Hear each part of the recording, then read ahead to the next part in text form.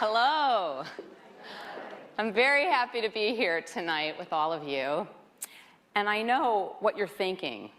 If you watch Shark Tank, you're thinking, God, I didn't know she was so tall, right?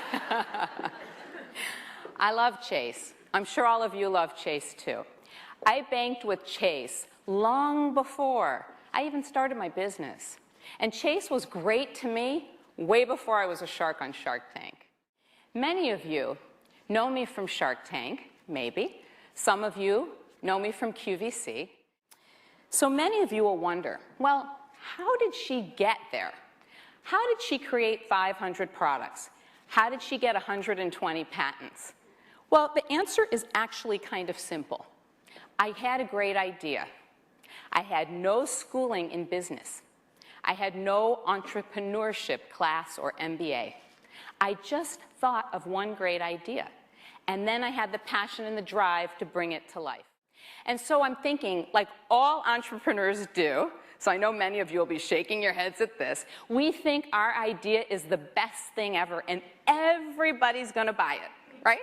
So I race home and I draw it out. You can see there, I don't draw so well. I kind of chicken scratch.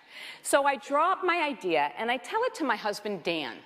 Now, Dan is an accountant. So he's, you're laughing already. You probably know what I'm about to say.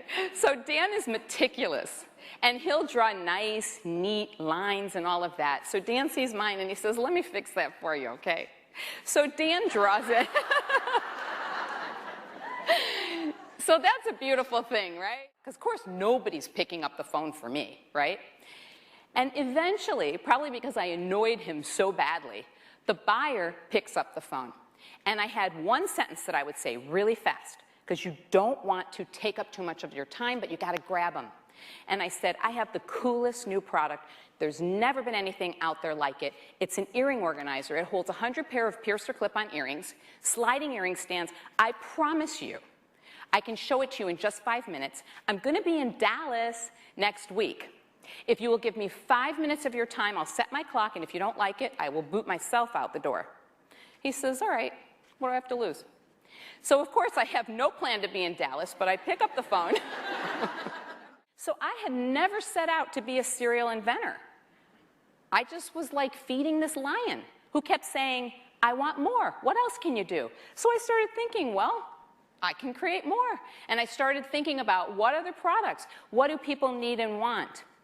And the other thing is I loved it too, okay? So it wasn't like I was having to feed this hungry lion and I hated it. I got the fever. I loved making product. In my world, there are no no's. There's just how can I? So I'm sitting there for what felt like 20 minutes, but it was probably like 4. And if you could see steam coming out of my ears, you would have. But the moral of the story, the lesson learned, and the thing I really think is so important is never settle for what you're given. And he starts to walk out of the Shark Tank. And I'm thinking, I was kind of new then, and I'm thinking, can he do that? And I'm really proud and happy to say that Scrub Daddy is the most successful product in Shark Tank history.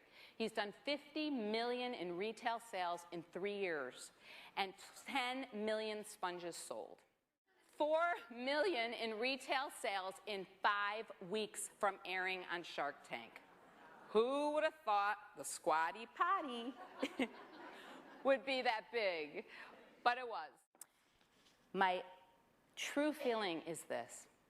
No matter who you are, no matter what age you are, no matter the time in your life, if you have a dream and you have the drive, you can make anything happen. And if you are ever feeling down or feeling like you can't get over that hump or you just have a bad day, I play this song, and you remember this song, okay? Here it goes.